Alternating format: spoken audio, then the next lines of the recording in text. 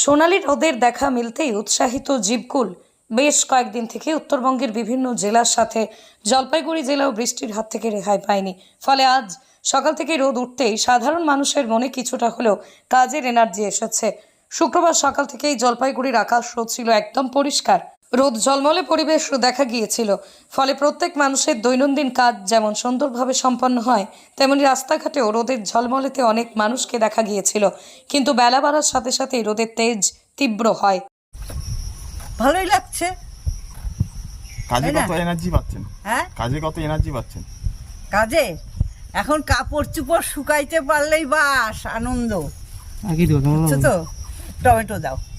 পুরা মানে রোদ উঠেই মনের এতদিন বৃষ্টি ছিল তো খারাপ লাগতো, মানে সমস্ত গন্ধ হয়ে গেছে ঘরে। এখন বৃষ্টি রোদ